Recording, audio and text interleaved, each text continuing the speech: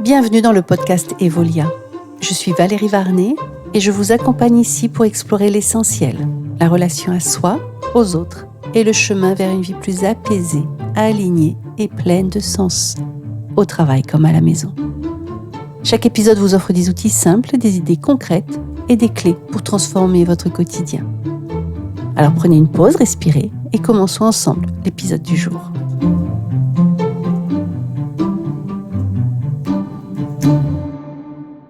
Alors, le regard des autres. Le regard des autres, la vie des autres. Comment ça marche ? Qu'est-ce qui fait qu'on attache autant d'importance au regard de l'autre ?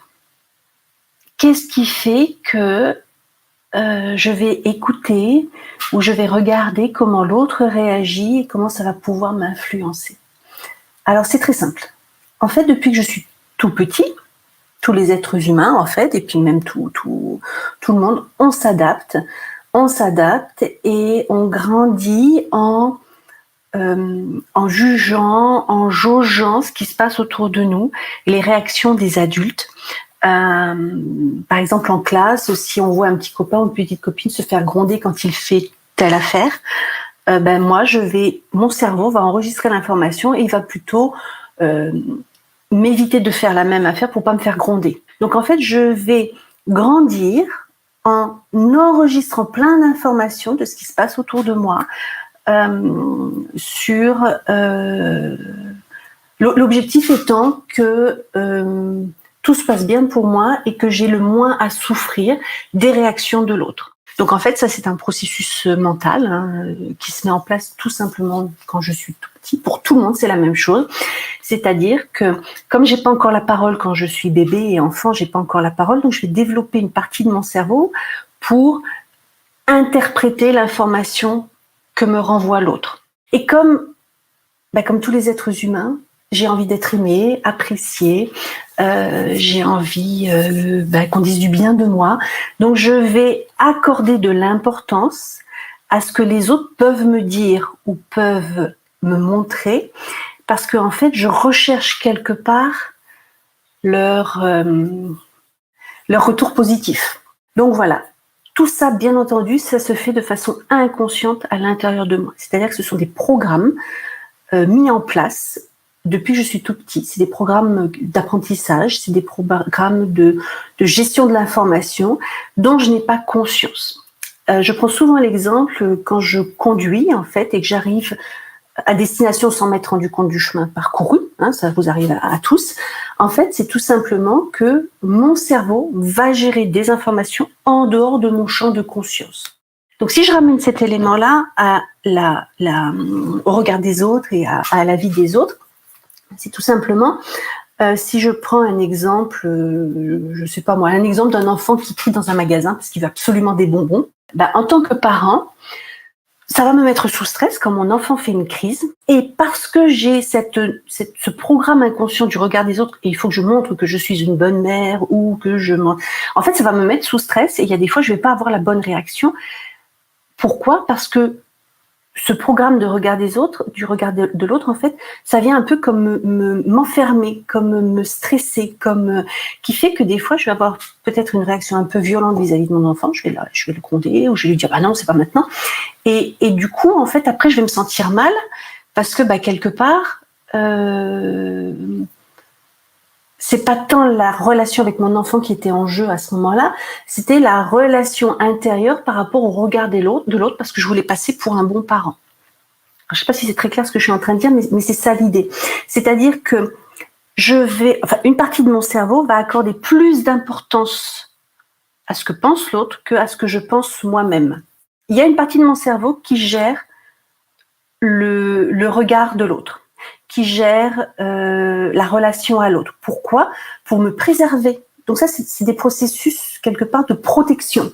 C'est-à-dire que donc le fait d'avoir ce processus de pensée totalement inconscient, de même que quand je prends ma voiture et que j'arrive à destination sans m'être rendu compte du chemin parcouru, parce qu'en fait j'ai un processus inconscient de conduite de voiture, je vais avoir un processus inconscient de la gestion de la relation à l'autre. Donc ce qui fait que quelque part, mon cerveau va être tourné vers l'extérieur et pas vers l'intérieur.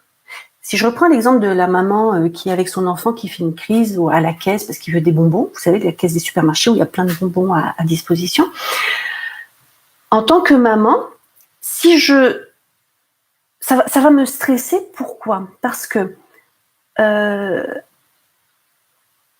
le fait d'avoir des personnes qui vont me regarder un peu bizarrement ou qui vont faire enfin, vous savez comment ça se passe. En fait, c'est ça qui va me stresser. Et là, ça va me mettre tellement sous stress que je vais déconnecter la relation à mon enfant et je vais me mettre le regard de l'autre est plus important que ma relation à mon enfant à ce moment-là. Et ça, c'est hyper pervers. Parce que ça se fait inconsciemment, j'ai aucun contrôle là-dessus, et qui fait que pendant ce temps-là, au lieu de gérer la vraie problématique avec mon enfant, je suis en train de perdre du temps dans mon cerveau à essayer de trouver une solution pour calmer mon enfant, pour qu'on arrête de me regarder bizarrement.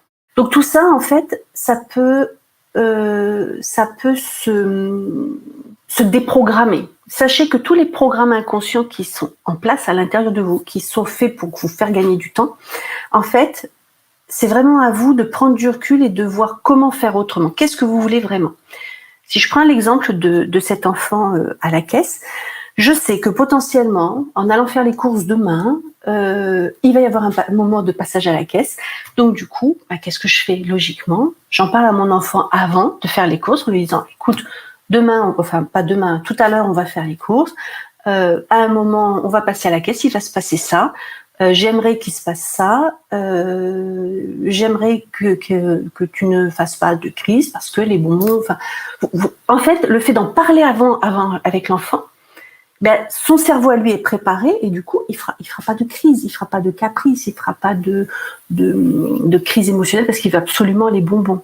Donc en fait, plus vous allez anticiper les situations où le regard de l'autre a de l'impact avec vous, plus vous allez nourrir la relation avec votre enfant. Je prenais cet exemple. Ensuite, pour aller un peu plus loin sur le regard de l'autre.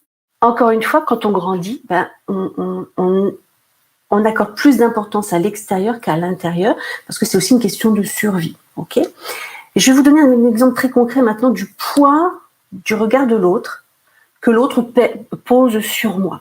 Il y a une expérimentation, alors je crois que c'était aux États-Unis, je ne me rappelle pas les références exactes, mais je me rappelle du contenu. Il y avait une classe d'enfants, et en fait, ils ont fait une expérimentation justement par rapport au regard que les instituteurs posent sur l'enfant et comment ça influence les résultats de l'enfant. Et donc, ils ont fait 2 groupes. Un premier groupe, ils les ont confiés à des instituteurs, des professeurs, en leur disant, là, vous avez un groupe d'enfants exceptionnels. Ils ont un fort potentiel d'apprentissage, ils sont super, ils sont géniaux. C'est vraiment, vous allez vous régaler avec eux. Et dans l'autre groupe d'enfants, ils ont dit, écoutez, là, les enfants sont super. Il n'y a aucun souci. Bon, par contre, ils sont un peu lents, ils ont un peu moins de facilité. Mais bon, vous allez voir, vous allez passer une bonne année quand même. Et en fait, comme par hasard, dans le groupe où on a dit au professeur, là, vous avez un groupe exceptionnel, les enfants ont eu leur quotient, parce qu'il y a eu des mesures avant et après, leur quotient intellectuel qui a augmenté, leur confiance en eux qui a augmenté, leur potentiel de prise de risque qui a augmenté. Par contre, dans l'autre groupe, le quotient intellectuel s'est pas forcément développé. Il y a même eu quelques régressions. Pourquoi? Pas parce que les profs ont dit vous êtes c'est pas du tout ça. Et les profs disaient bon là c'est un peu plus compliqué. Non fais pas l'exercice, c'est pas grave, fais ça, c'est plus simple. Ouais mais c'est normal si t'as pas réussi, t'inquiète pas, fais ça, ça sera plus simple. Et petit à petit, les profs avec la meilleure volonté du monde en fait ont influencé négativement le développement du potentiel des enfants.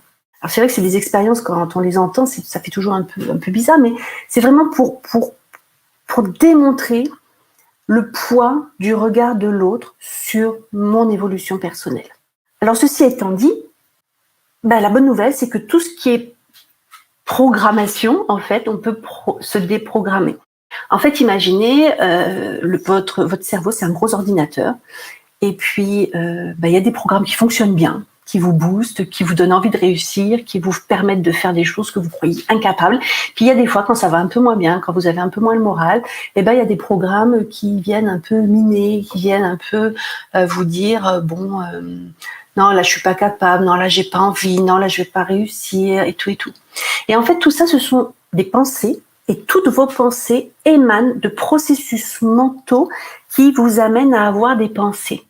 Donc, quand on a compris que les pensées que j'ai sur moi, qu'elles soient positives ou négatives, les pensées que j'ai sur l'autre, qu'elles soient positives ou négatives, est l'émanation d'un processus mental de réflexion et de gestion de l'information, et bien là, c'est génial parce que je peux le bouger, ce programme, pour avoir des pensées positives.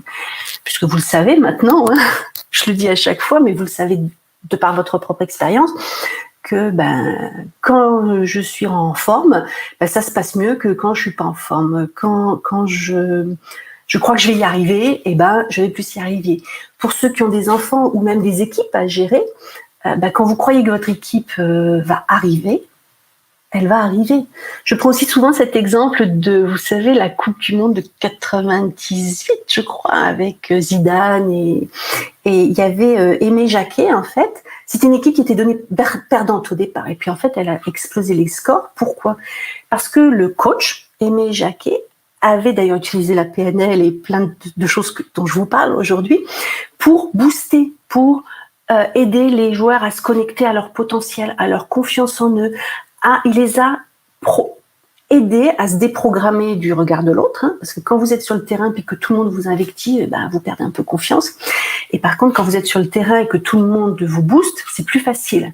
Mais c'est comment me booster de l'intérieur quand à l'extérieur, on m'envoie un peu des signes négatifs. Donc tout ça, ça s'apprend. C'est ça la bonne nouvelle. C'est comment je vais mettre en place un programme de valorisation intérieure, de connexion intérieure, plutôt que de valoriser ce que va dire l'autre et dévaloriser ce que je ressens ou ce que je pense. Donc tout ça, ça s'apprend. Et c'est quoi le démarrage ? C'est de commencer à prendre du recul. Est-ce que je veux continuer à donner de l'importance à ce que pensent les autres ? Ou est-ce que maintenant c'est le temps que je fasse attention à moi, je porte attention à ce que je ressens, à qu'est-ce qui est vraiment important pour moi ? Parce que les autres, de toute façon, ils ne font que passer dans votre vie. Que ce soit les membres de votre famille, que ce soit les collègues, que ce soit les amis, les gens sont de passage dans votre vie. Quand je dis de passage, c'est-à-dire que une même personne, quand elle est câblée positif, va vous amener du positif, et le jour où elle est câblée en négatif, comme ça peut arriver à tout le monde, elle va vous envoyer du négatif. Donc en fait, vous êtes la personne la plus importante pour vous-même. Et plus vous allez booster votre confiance en vous-même, plus vous allez nourrir la confiance en vous-même, l'estime de vous-même, plus vous allez valoriser ce qui se passe à l'intérieur de vous, moins vous allez accorder de l'importance à ce que pensent les autres et à ce que projettent les autres sur vous. Donc entendez-moi bien, je ne dis pas que les autres sont que de passage, on s'en fout, c'est pas du tout ça. C'est que je vis 24 heures sur 24 avec moi-même. Les autres ne sont que de passage. Dans ma journée, en fait, je ne les vois que de façon passagère. D'accord ? C'est ça ce que je veux vraiment dire. Et du coup, plus je vais revenir à moi, à l'intérieur de moi, avec qui je vis 24 heures sur 24, plus ça va aller, plus je vais m'épanouir et plus je vais relativiser quand l'autre m'envoie quelque chose de négatif, parce que quelque part, c'est peut-être qu'il va pas bien ce jour-là et c'est pas contre moi. Je pense souvent à cet exemple au travail, si mon chef passe le matin sans me dire bonjour, au lieu de me dire oh là là, qu'est-ce que j'ai fait, blabla, j'ai mal fait mon boulot, c'est peut-être juste aller lui dire bonjour, comment ça va aujourd'hui ? Parce que peut-être que il a eu des soucis chez lui, ou peut-être que son café était trop froid, ou peut-être qu'il s'est engueulé avec sa femme, ou on ne sait pas ce qui se passe dans la vie de l'autre. En tous les cas, c'est pas parce que pour une fois il passe sans me dire bonjour que ça veut dire que j'ai mal fait quelque chose. Non, il passe juste et il m'a juste pas dit bonjour à ce moment-là. Et à ce moment-là, je me lève et je vais lui dire bonjour. J'ai aussi ma responsabilité dans la relation. Et si quelqu'un me regarde mal ou me dit quelque chose de mal qui me fait mal, je peux lui dire écoute, je comprends pas pourquoi tu m'as regardé comme ça. En tous les cas, sache que quand tu me regardes comme ça, moi ça me fait perdre mes moyens. Donc si tu veux me faire perdre mes moyens, continue. Mais si par contre tu veux que ça se passe bien entre nous, fais autrement. Donc en fait voilà, c'est comment inverser le poids du regard de l'autre qu'il a sur moi. Parce qu'encore une fois, tout ce qui se passe à l'intérieur de moi, j'en suis responsable et je peux le faire évoluer. Puisque tout ce qui se passe à l'intérieur de moi, c'est un mélange, un subtil mélange entre des pensées, des ressentis, des émotions. Donc plus vous allez vous connaître, vous apprécier, vous valoriser, plus vous allez voir le regard de l'autre va vraiment ne plus avoir aucune importance, si ce n'est, ça va vous donner une indication pour peut-être aller vers l'autre, pour lui demander de quoi il a besoin. Bon, bien sûr, si c'est les madames ou les messieurs qui vous font la tête dans le magasin, bon, là, c'est pas très grave. Enfin bon, vous pouvez passer votre chemin. Par contre, il y a des personnes, ça va être important de leur renvoyer ce qui se passe pour que la relation évolue. Voilà.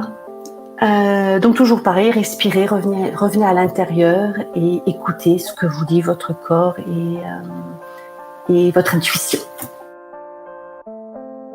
L'épisode touche à sa fin, j'espère qu'il t'a inspiré. Garde ce qui résonne et teste à ton rythme, un pas à la fois. Et si ça t'a plu, bien sûr, like et partage autour de toi. À très bientôt pour la suite. Bye bye.